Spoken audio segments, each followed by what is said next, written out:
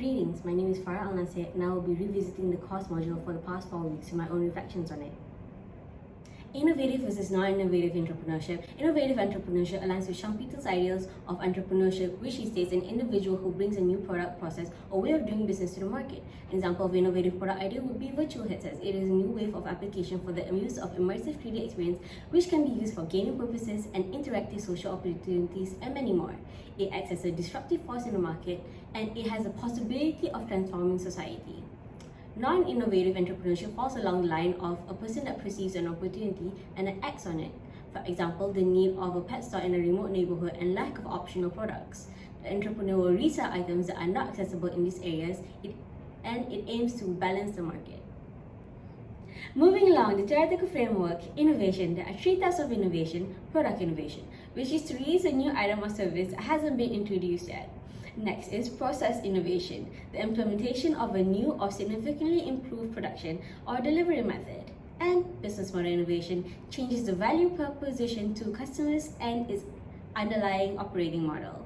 In illustration, Afterpay, an installment plan company who charges the merchants compared to credit companies which holds the customers liable. Second part of the theoretical framework, sustaining versus disruptive innovation. Sustaining innovation is by improving products in existing markets by incremental improvements or listening to anticipated needs. In illustration, Dyson vacuum shows improvements in their performance and design. Disruptive innovation, creating new products for new markets such as virtual headsets. Thirdly, solution versus problem-oriented innovation. Solution-oriented innovation is a solution for potential customers by designing a product or service to satisfy customers' needs and then introducing the design.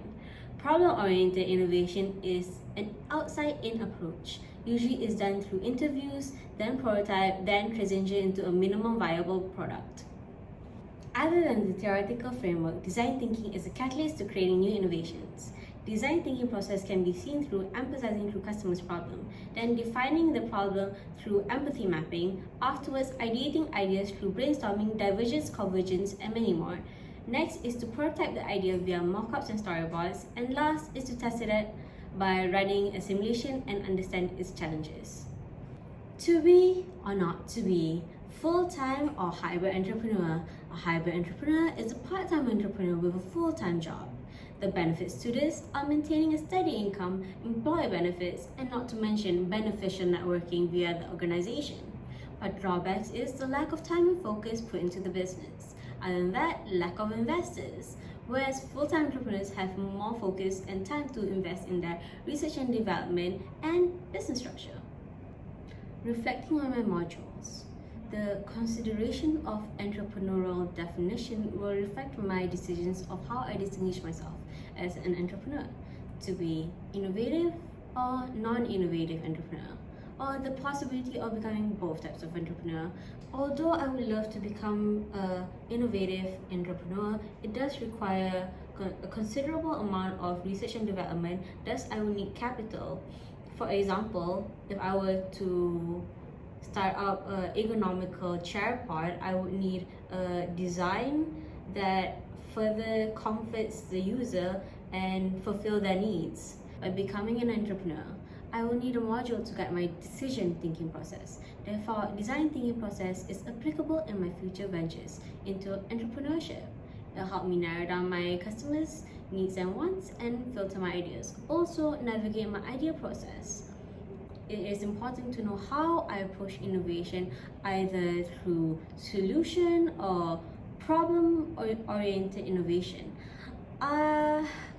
Acknowledging the possibilities of hybrid entrepreneur. I'm keen to learn the business before I dive into any entrepreneur activities or have a safety net that is my full-time job.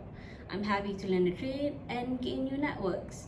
However, I cannot disregard being a full-time entrepreneur, as there are certain benefits to it as well. I think gradually transitioning from hybrid entrepreneur to being a full-time one is definitely an option for my future.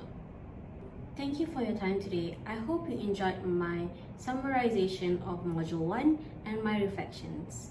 Have a good day.